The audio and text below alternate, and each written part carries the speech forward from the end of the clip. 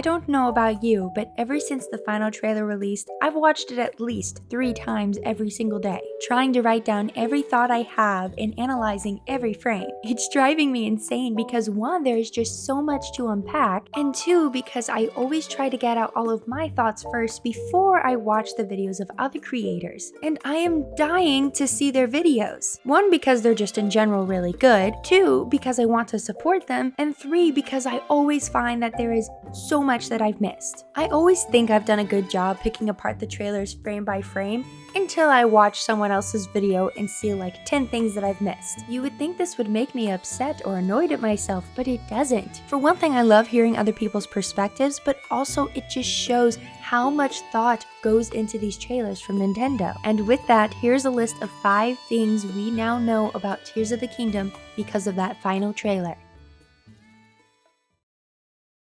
Number 1. Link doesn't catch Zelda. From the very first teaser we got at E3 2019, it has been major speculation as to whether this is just an illusion that Link doesn't catch Zelda, or if he truly doesn't catch her. And now we know he doesn't, and we're still left to wonder what exactly is going to happen to her, especially because there was a weird golden glow emanating from her as she fell in this final trailer, so I wonder what that's about. Number 2.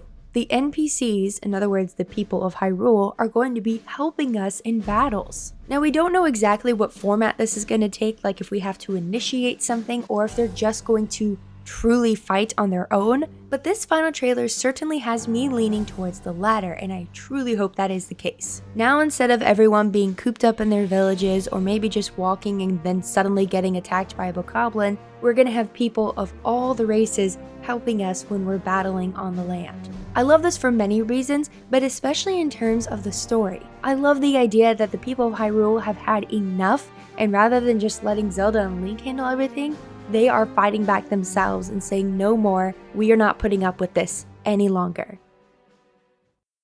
Number 3, we do in fact have a Sheikah Slate. Now notice that I said a Sheikah Slate, not the Sheikah Slate. As I mentioned in a previous video, the Sheikah Slate that we've seen, at least in the hands of Zelda, doesn't look like the one we had from Breath of the Wild. This makes sense as I'm sure either Robbie or Pura or both have finally found a way to upgrade our Sheikah Slate in a new way or create a completely new one. And if they can create one, why not 2?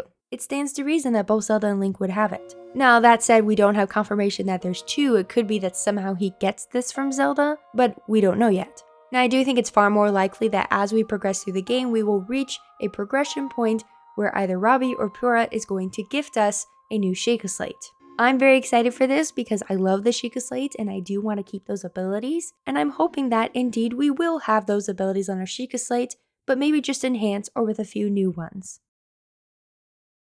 Number 4. Ganondorf is rehydrated.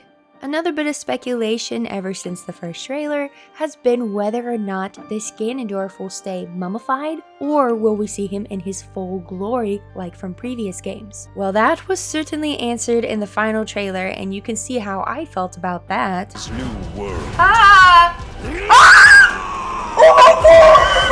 Take that how you will, but that was both a scream of terror and excitement. Ganondorf looks awesome in this game. I mean, yes, he looks like Ganondorf, but it's still so exciting to see him in his full villainish glory after seeing him as a mummy for so long. I definitely think there's going to be some big process throughout the entirety of the game of seeing him go from this mummified, horrific creature to his full Gerudo self.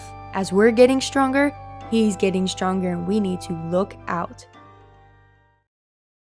And finally, number 5, we know that this game, at least in part, takes place a few years in the future. Another source of huge speculation is how far after Breath of the Wild Tears of the Kingdom takes place. Is it right after? A few months? A year? Well, with the appearance of Riju and Tulin in this final trailer, we know it's been a few years, at least for part of the game. Why these 2 characters? Well, both of them were of course in Breath of the Wild. But let's look at the Rito first. Tulin is the son of Teba, the Rito who helped us in breaking down the barrier around Vah Meadow. He was quite tiny in Breath of the Wild, but now he's helping us in battle. I don't know what he would be considered in Rito years, a preteen, a teenager, Not sure, but he does still seem at least a little bit young, but I guess big enough to handle battles. Makes me wonder where Teba is. But I don't think that alone is enough, as we're not exactly sure how Rito's age. But Riju is another story. Riju was quite young in Breath of the Wild, but judging by her appearance in the final trailer and the confirmation of how she looks with the images that were released by Nintendo, she's at least a few years older. She's gotta be around 16, 17, 18 now. My guess is it's been around 3 to 5 years since Breath of the Wild. A ton can take place during that time frame, which explains why the villages are changing so much, or at least we hope they're changing as much as we think they are. That also means this is the oldest Zelda and Link we've ever had, unless you want to count the Hero Shade's appearance in Twilight Princess. In Breath of the Wild, Zelda and Link were 17. If it's been 5 years, they are 22 years old. And if it's only been 3, okay, they're still 20, which for someone who's now in her late 20s, that doesn't sound very old, but when you compare that to every Zelda and Link we've ever had, that's a pretty big deal. Now, there is a part of me that's leaning towards time travel actually being a thing. In Tears of the Kingdom, I was trying to avoid it and say that it wasn't gonna happen, but there's a lot of stuff that I think points to time travel, at least in some aspect, being a thing. But yes, we can say with a pretty heavy amount of certainty that due to the appearances of Riju and Tulin, Tears of the Kingdom does take place years after Breath of the Wild. So that was my list of 5 things we learned from the final trailer. It was originally a list of 10 things, but I wanted to focus on those 5 primarily. I suppose there are a couple of honorable mentions, like the confirmation that we're gonna have better side quests because of seeing that wagon that Link was pulling with Hylians on it, or learning that the hand from a previous trailer was actually that Zonai creature's hand and probably not Link's. The list goes on. Let me know some of your thoughts in the comment section below. What things were confirmed for you from watching this final trailer?